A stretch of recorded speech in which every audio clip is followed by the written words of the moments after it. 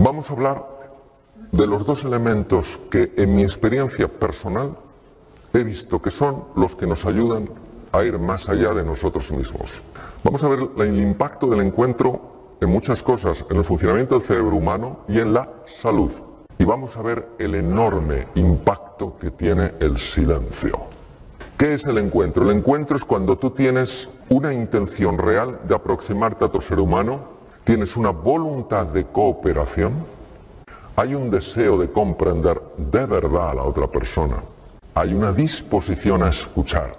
Escuchar es bastante complicado porque la mente mete mucho ruido y entonces uno no escucha porque está pensando cómo responder. Y por eso es una cosa que hay que entrenar. Y generosidad en el contribuir. Generosidad en el dar. Que recibes de vuelta, estupendo, pero no lo haces por recibir de vuelta, lo haces porque quieres vivir así. Tener en cuenta que cuando hablamos del encuentro no hablamos de estar de acuerdo, estamos hablando de entender a la otra persona.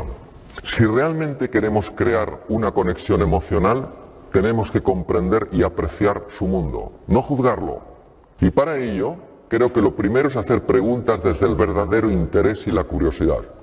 La mayor parte de las personas no necesitamos que nos den la razón, necesitamos sentirnos escuchadas y comprendidas. La escucha es un proceso que a nivel cerebral no se puede dividir. Pero es tan importante la atención enfocada. Selye habla de que hay un momento en el que cuando una persona está homeostasis, que decía equilibrio, está en equilibrio y se encuentra con algo que lo vive como una amenaza, y la amenaza no tiene que ser física, no tiene que ser que te encuentres con un tigre por la calle, puede ser la amenaza a sentirte criticado, la amenaza a sentirte avergonzado, la amenaza a sentirte humillado. Se produce un intento de resistencia.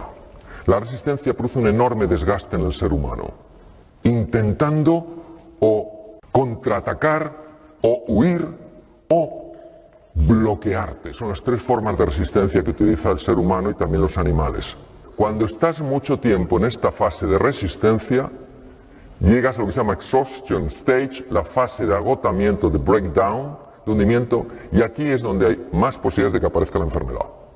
Porque el organismo se ha agotado de tanto resistirse. Lo bonito es ver cómo el encuentro afecta a esa fase del agotamiento. Cuando una persona se siente amenazada, cuando se siente amenazada emocionalmente, pues yo no voy a ser capaz de salir adelante, o esto es demasiado difícil, o yo soy poca cosa, el mundo me supera. Cuando una persona se siente amenazada, no que esté amenazada, que se sienta amenazada, se produce lo que se llama una disregulación del sistema nervioso simpático y parasimpático. Muy fácilmente explicar lo siguiente. Aparte del cerebro, cerebelo, la médula que todos conocemos, hay toda una división importantísima. El sistema nervioso se llama sistema nervioso vegetativo o autonómico, porque siempre se pensó que iba, entre comillas, a su bola. Y tiene dos ramas, tiene el simpático y el parasimpático. Por tanto, cuando alguien se siente amenazado, los dos sistemas, simpático y parasimpático, que están perfectamente regulados, para estar atento y a la vez relajado, ya no está relajado. Ya estás en situación de amenaza. ¿Cuál es el impacto de esto? El impacto de esto, de la hiperactividad del sistema nervioso simpático, es muy conocido.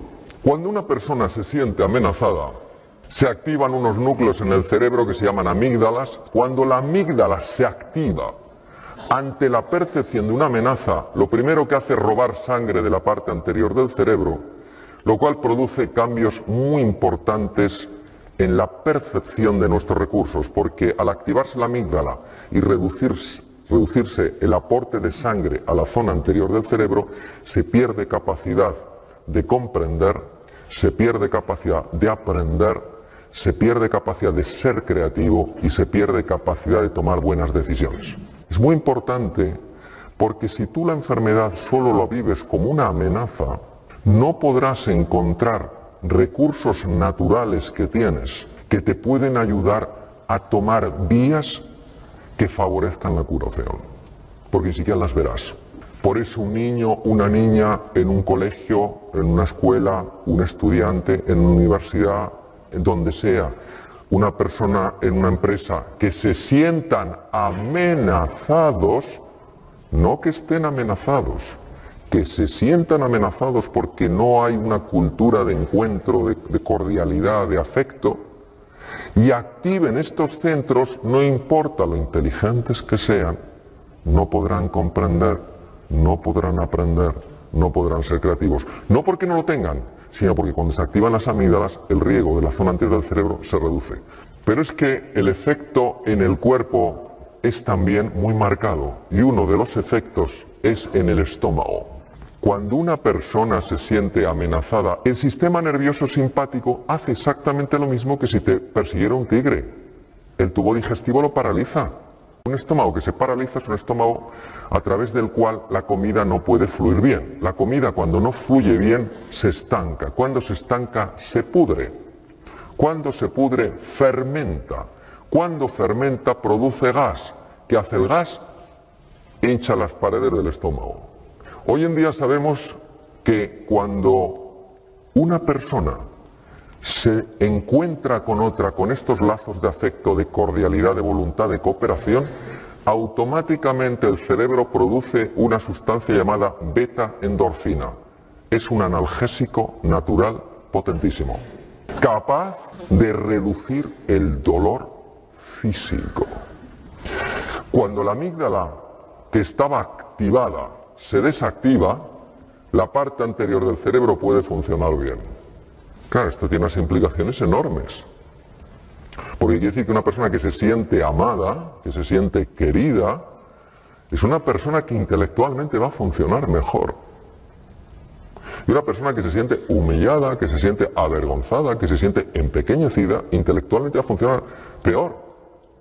Porque esos estados de ánimo están afectando al funcionamiento de su cerebro.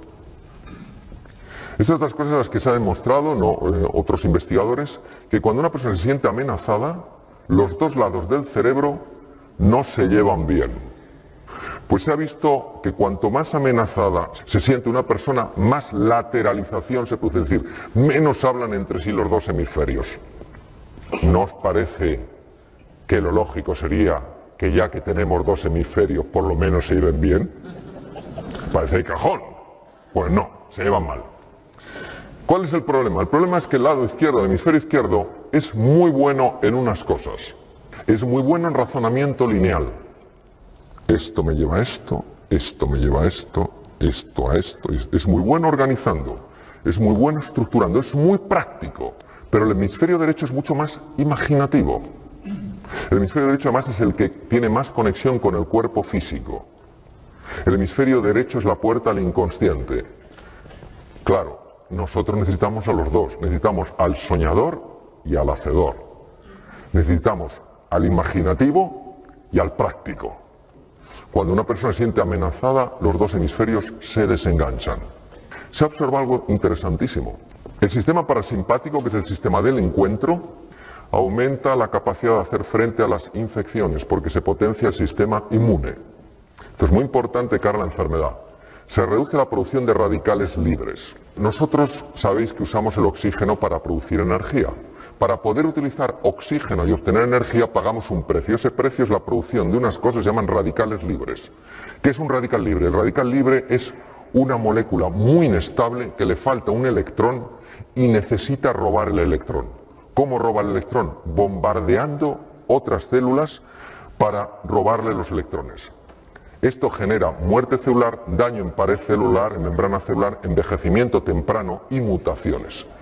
Pues el encuentro, la activación del parasimpático, reduce la producción de radicales libres. Es decir, nunca es tarde para amar y nunca es tarde para esperar un efecto del amor. No importa el pasado que una persona haya tenido. Ahora vamos a hablar de la importancia del silencio. ¿Por qué es tan importante el silencio? Es tan importante el silencio por lo ruidosa que es nuestra mente. Fijaros lo que dijo Pascal. He descubierto que toda la infelicidad del hombre deriva de una sola causa: su incapacidad para mantenerse en quietud en su habitación. Nuestra mente condicionada busca el control, el estatus y la posición porque se siente separada de todo. Y esa sensación de inseguridad que no es la inseguridad del ser humano, es la inseguridad de la mente que maneja, que se llama mente dualista o condicionada, hace que para conseguir sentirse segura, se busque con desesperación el estatus, la importancia, el reconocimiento, y ahí es donde entra la rivalidad. Nuestra mente condicionada está totalmente juzgando, evaluando, comparando, lamentándose por el pasado o preocupándose por el futuro. Esta tendencia natural a arrastrarte al pasado y natural a arrojarte al futuro es tremendamente contraproducente en el ser humano, porque la mayor parte de las veces no es para acordarte de algo agradable, sino que es para lamentarte de algo. Y la mayor parte de las veces no es para anticipar el futuro, sino para preocuparte por el futuro. Por eso es tan importante el silencio, que quiere decir la presencia, estar aquí y ahora, en lugar de que te lleven para allá y te lleven para allá. ¿Por qué la mente nos quiere llevar para allá y para acá? Porque aquí ella no existe.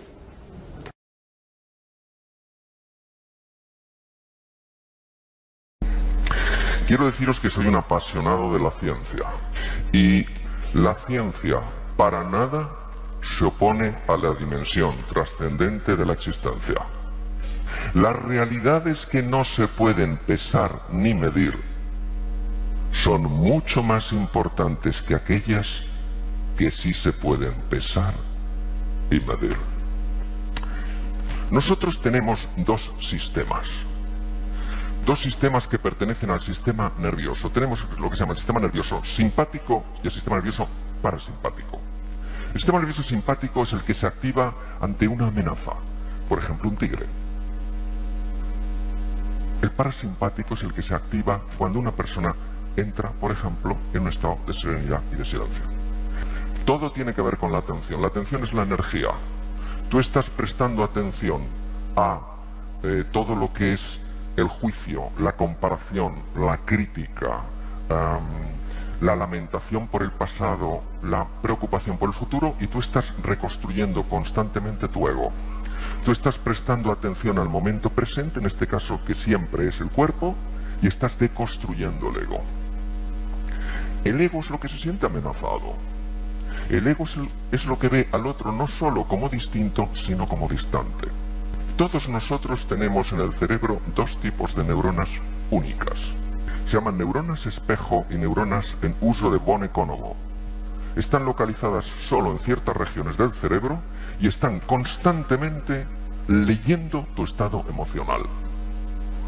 Estado emocional que lo estamos transmitiendo sin darnos cuenta que lo transmitimos. ¿Cómo lo transmitimos? Con nuestro rostro y tono de voz, que salvo que seas un actor, una actriz muy buenos, no eres capaz de disimular. Ese lenguaje no verbal es captado por las neuronas en uso de von Economo y las neuronas espejo, e inmediatamente ya posicionan a la otra persona en un estado emocional. De tal manera que lo que tú le digas en palabras ya se encuentra con el estado emocional con el que esa persona está. Entonces, una de las grandes ventajas de poner la atención en el cuerpo, poner la atención en la búsqueda del encuentro, que no es más que una disposición para abrirte a la otra persona, sin intentar cambiarla, intentando cambiarte a ti, no esperar que la otra persona cambie. Esta disposición genera inevitablemente el silencio del ruido mental. Y este es el primer impacto que tiene en la salud. Y como la mente no lo va a solucionar, hay que ir más allá de ella.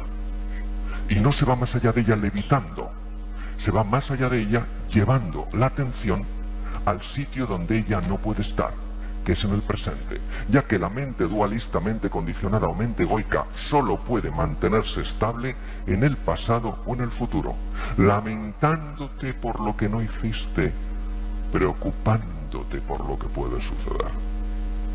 Cuando tú estás en el presente, ¿qué es lo que está vivo? Tu cuerpo, tu respiración, tu movimiento. Tú puedes escuchar a la otra persona, porque no puedes escuchar si a la vez estás prestando atención al ruido mental.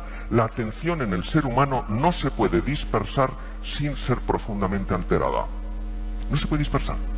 Entonces, cuando tú prestas tu atención en este estado de vacío a la otra persona, cuando tú haces eso en ese estado de vacuidad que no es que estés vacío, es que la mente no puede seguir contaminándote con su ruido, empiezas a ver cosas en la otra persona que hacen que lo que era distinto y distante pueda mantener ahora la condición de distinto, pero no de distante. Una de las cosas más maravillosas que se ha visto es que cuando tú favoreces este encuentro a base del silencio, es decir, de no juzgar al otro, de no criticarle, de no compararle, sino sencillamente de abrirte a entender su mundo, cuando eso pasa, se han visto cosas fascinantes. La primera de ellas es la elevación en el cerebro de una sustancia llamada beta-endorfina. Es un opioide, un opiáceo interno, que tiene la capacidad de reducir el dolor. Se ha podido observar perfectamente que cuando la relación entre el oncólogo y el paciente es una relación de cordialidad, de acogida, de deseo de conexión, de deseo de comprensión, el dolor crónico baja en intensidad. Y baja en intensidad porque las dos áreas del cerebro, el cíngulo anterior y la ínsula de Rayleigh, que se activan en el dolor, bajan su intensidad por la secreción de beta-endorfina. Pero no es solo eso, hay otra hormona que se libera cuando dos seres humanos se encuentran, y yo me encuentro con la otra persona cuando la cojo en lo que es, no en lo que a mí me gustaría que fuera. Y esa hormona se llama oxitocina. La oxitocina es un protector natural del corazón. El ser humano es un ser de encuentro, pero solo se encuentra con la otra persona cuando es capaz de acallar su ruido mental. El silencio, como entrada en uno mismo, como aquietamiento del ruido mental, favorece directamente la salud, es un factor muy importante para la mejora de la enfermedad e importantísimo para el encuentro con la otra persona, donde dejas de ser tú el centro de la circunferencia y se convierte esto en una elipse. Una elipse tiene dos centros, tú y yo, ahí se construye el nosotros. Esto es de Martin Buber. Entonces, ¿qué quiere decir? Que esa disposición, que es poquito a poco, cada uno a su ritmo, de permitir que la mente dualista, condicionada, egoica, cuya única referencia es un pasado que ni es real, es un pasado interpretado, se aquiete. Tiene efectos directos en la salud y directos en las relaciones con los demás. Bien, es muy importante el concepto de la neuroplasticidad porque se han visto cosas fascinantes a nivel del cerebro. Una de las cosas más bonitas que ha mostrado tanto la neurociencia afectiva, la neurociencia de los afectos, como la neurociencia contemplativa, que es lo que ocurre en el cerebro en los estados contemplativos, lo que se ha visto son cambios muy profundos en el cerebro que ya no nos sorprenden porque es la neuroplasticidad. Primera cosa que os quiero contar. Hay una estructura que fue un descubrimiento fascinante, que es el descubrimiento de que la mente jamás descansa. La red neuronal por defecto es lo que entra cuando tú no estás atento al presente. Pero lo más interesante es que la red neuronal por defecto parece ser el origen de la mente errante, que es gran parte del origen del sufrimiento humano. La mente errante es lo que está constantemente reconstruyendo el ego. Los ejercicios en los que tú entras en tu interior, conectando con el aquí y el ahora, además que he visto los estudios, apagan la red neuronal por defecto y activan la red ejecutiva central. Esto es importantísimo de conocer porque implica que una persona que dedica tiempo a conectar con su interior no solamente está mejorando su salud, no solamente está mejorando el encuentro con otras personas, sino que está mejorando de forma directa su eficiencia para resolver problemas, porque es más creativa, porque está menos distraída, porque es más precisa en sus valoraciones. La mente intuitiva es un regalo sagrado y la mente racional es un fiel sirviente. Hemos creado una sociedad que honra al sirviente y se olvida del regalo. Albert Einstein. En vuestro tubo digestivo hay 500 millones de neuronas. Son 5 veces más neuronas que la médula espinal. El tubo digestivo es el fabricante del 90% de la serotonina, que es una hormona y un neurotransmisor que se utiliza. La serotonina es la hormona más importante en lo que se habla de estados de calma, estados de felicidad. Procede del tubo digestivo. El BDNF es una neurotrofina, es decir, es un factor de crecimiento de nuevas neuronas y nuevas conexiones. La mayor parte del BDNF se produce en el tubo digestivo, llega al cerebro y es básico para que tú te reinventes, para que te redescubras, para que te reconozcas. La mayor parte, el 80% de la defensa del cuerpo, del sistema inmune, depende del tubo digestivo. Pues bien, lo que sabemos es que cuando entramos en el silencio, cuando entramos sencillamente en esta presencia que a todos acoge, que a nadie rechaza, cuando entramos ahí, el tubo digestivo, que tiene su propio cerebro, empieza a mandar mensajes a un sitio especial del encéfalo llamado ínsula de Rayleigh. El corazón tiene 40.000 neuronas y ya se sabe que manda información por 3 canales. No, por 4, perdón. El primer canal es el ritmo eléctrico. El segundo es el ritmo electromagnético. Ya se han detectado cambios en el campo electromagnético procedente del corazón hasta 3 metros de distancia. Se llama el torus. Es decir, tú ya estás influyendo en la otra persona dependiendo de la situación de tu corazón. Pero es que además el corazón manda como en la selva. En la selva se comunican muchas veces a grandes distancias con el tam-tam.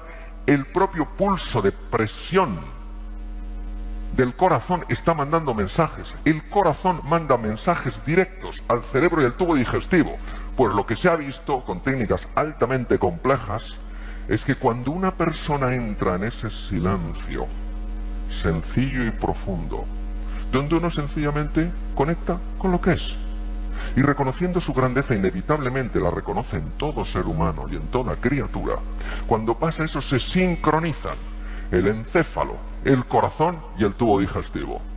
Es una cosa sorprendente, pero cuando tú te sientes amenazado, amenazada, y lo que más miedo nos da es el juicio del otro, la crítica del otro, sobre todo en nuestros momentos de mayor vulnerabilidad, de mayor fragilidad, cuando te sientes amenazado, esta sincronización maravillosa entre los 3 órganos desaparece hasta tal punto que el corazón entra en un ritmo frenético, pueden aparecer arritmias, el tubo digestivo empieza a alterarse, lo que le pasó a Margarita, y el encéfalo no solo es que se desincronice del corazón y del tubo digestivo, es que los 2 hemisferios se desincronizan entre sí, se llama lo que se llama lateralización hemisférica, es decir, el lado izquierdo, que es mucho más racional, estructurado, organizado, planificador, y el lado derecho, que es más imaginativo, más artista, y que juntos hacen un papel tan maravilloso, dejan de sincronizarse.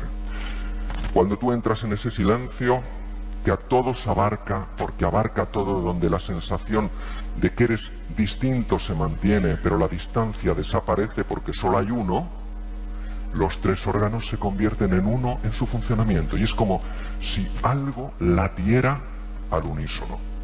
Repercusiones: salud, relaciones con los demás, funcionamiento mental y prosperidad para todos. Por eso creo que es importante que por lo menos le demos una oportunidad sin esperar que esto haga lo que nosotros queramos, porque si hacemos eso es la mente dualista la que gobierna. Nosotros aquí, más que buscar, lo que hacemos es dejarnos encontrar. En medio del duro invierno descubrí por fin que dentro de mí hay un ser invencible. Gracias.